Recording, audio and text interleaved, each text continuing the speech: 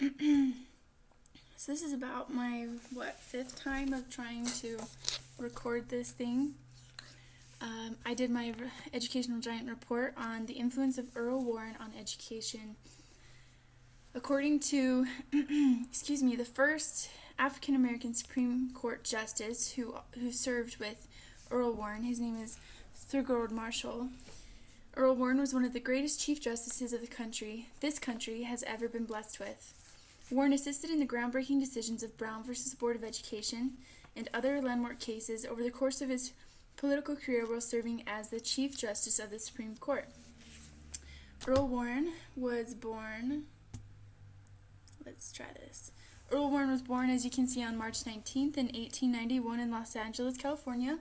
He grew up in Bakersfield and he went to public schooling there. For his undergraduate and law degree, he attended University of California, Berkeley. And as you can see, they actually named an institute after him, which I thought was pretty cool, and I didn't know until I was looking up pictures for University of California. In 1914, he entered the California Bar and operated a private practice for about 3 years until he served in World War I for about a year in the U.S. Army from 1917 to 1918. After World War I ended, Warren held the offices of Deputy District Attorney. Wrong arrow button. Okay. Deputy District Attorney, State Attorney General, and Governor of California. And all of these were in California. That is an old Time magazine cover, which I thought was so cool. I didn't know that Times magazine has been running for so long.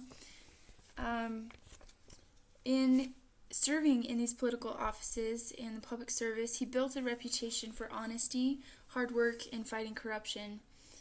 Warren was actually the first governor who, in California, was elected to 3 terms. That means he was extremely popular. It was no surprise when he started looking towards becoming a presidential candidate for the 1952 election. However, his strong following wasn't enough to bring him ahead of Nixon and Eisenhower, who were second and first place respectively at the Republican National Convention. Warren then campaigned vigorously for Eisenhower after he kind of accepted the fact that he wasn't going to make it. He campaigned vigorously for Eisenhower, who was on the left, and Warren is on the right, and helped get him elected. For his gratitude, Eisenhower actually promised Warren the first vacant seat of the Supreme Court. Less than a year later, the Chief Justice Fred Vinson suddenly died in September of 1953, and about 6 months after that, Warren was confirmed in the U.S. Senate in March of 1954 as Chief Justice of the Supreme Court.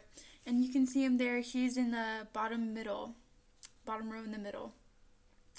As Chief Justice of the Supreme Court, Warren judged many influential cases. He wasn't given a lot of time to get used to the position of being Chief Justice because one of his biggest and most publicized cases came the year that he took office, and this was Brown versus Board of Education. In support of desegregation, which is what Brown wanted in this lawsuit against the Board of Education, Warren stated, "In the field of public education, the doctrine of separate but equal has no place. Separate educational facilities are inherently unequal." Warren also helped establish the Miranda rights, which are used every time a citizen is arrested, under the law established by Miranda versus Arizona in 1966.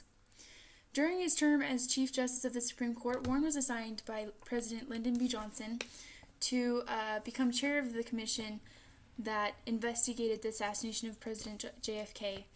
And actually, by the time he had submitted his project or his report 10 months after JFK was killed, it actually became known as the Warren Commission.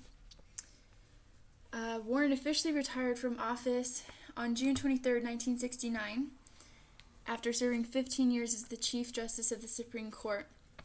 In his retirement, Warren wrote 2 books and he lectured before suffering 3 heart attacks in 1974. He died, as you can see on the bottom, on July 9th in 1974 in Washington, D.C. Even on the day of his death, this is a very interesting piece of fact. Even on the day of his death, Warren was trying to better America by encouraging the Supreme Court to force Nixon to expose the Watergate tapes. Warren's major contributions to education were and still are great feats to this day.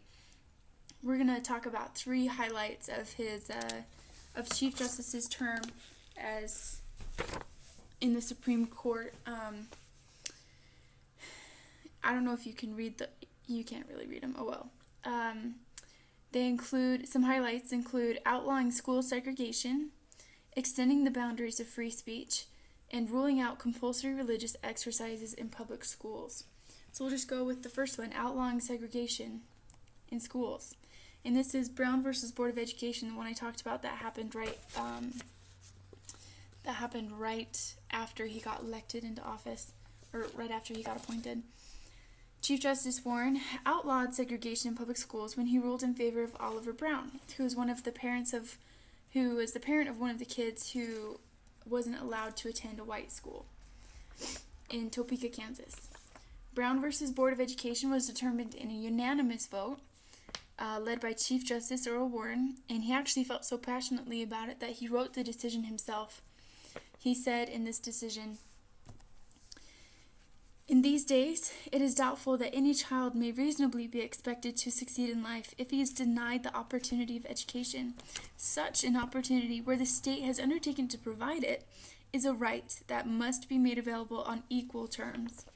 This case did not necessarily ignite the civil rights movement, but it developed a legal precedent of using social science in a Supreme Court case, or using social science to judge a Supreme Court case, which had never been done before. This legal precedent of social science in a Supreme Court case actually provided the groundwork for challenging segregation in other parts of society, not just schools.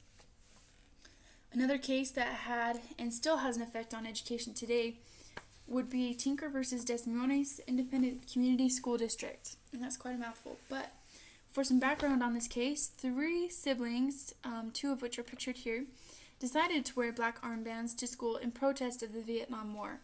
And actually, across the United States, a bunch of adults were doing this as well. It wasn't an isolated case, but this was the first time, that these events had played out this way. When the principals had gotten wind that the students planned to protest the Vietnam War by using black armbands, they decided to create a policy to ask the students to remove the armbands. If the students did not cooperate, then they were suspended until they complied. The students who did cooperate, they were in high school, junior high, and elementary school. The young child in elementary school wasn't suspended, but the other 2 were suspended until the scheduled end of the protest. The justices of the Supreme Court ruled in favor of Tinker, explaining that they are educating the youth for citizenship is reason for scrupulous protection of constitutional freedoms of the individual. If we are not to strangle the free mind at its source and teach youth to discount important principles of our government as mere platitudes. And that's also kind of a mouthful, but let me explain it. Basically, it means that to the Supreme Court, it is extremely, extremely important to protect the constitutional freedom of young students. The justices of the Supreme Court did not want to teach the younger generation that the principles of the Constitution were all talk and no walk, meaning they can't back it up. The third case that was extremely influential to education was Engel versus Vitale. On June 25th, 1962, the Supreme Court decided voluntary prayer in schools contradicted the principle of no establishment of religion in Engel versus Vitale. This principle is found in the First Amendment of the Constitution. The New York administration that oversees the schools in the state created this voluntary and non-denominational prayer for the purpose of being recited after the Pledge of Allegiance. So again, this is voluntary. So any student who didn't want to pray or say this prayer can or could step out of the classroom until it was over, not say it, plug their ears. They could do whatever they wanted. They didn't have to participate. And you can see what it says there. A group of parents, one of which was Stephen Ingle, sued the school board president, William Vitale, hence Ingle versus Vitale. The parents were supported by the American Civil Liberties Union and won based on the opinion that the school board had adopted a practice wholly inconsistent with the Establishment Clause. This case set the precedent for the Constitution to stand between the government and the altar, and the church altar. And basically that means this was the case that started the separation between church and state. This last part of my presentation, I want to talk about Earl Warren's legacy that he left behind. Earl Warren was extremely influential in the establishment of modern-day education. He banned segregation in public schools, as you can see by a newspaper clipping on the bottom right. He encouraged free speech of students, as you can see on the bottom left. And he separated church and state education boards while he was in the office of Chief Justice of the Supreme Court. That one can be found on the top left. The rest of the pictures are just showing some of, like the Time magazine. He was featured on the cover many times. There he is with JFK and Jackie Kennedy. And the top picture is more closer to his death. See, he's a little bit older in that picture. Warren was very well known for his consideration of how the judicial decisions of the Supreme Court would affect society. His legacy of fairness and equality still prevails today. When people refer to the Warren Court, people actually say in law, not right now, at this very second, but people still refer to the Warren Court and what it stood for. Warren was labeled as a liberal judicial activist, which is defined in his specific case as interpreting the Constitution as an open-ended way to help the problems society had in his time. So he made the Constitution work for the problems in his time. Earl Warren has affected teaching today in ways no other Chief Justice has.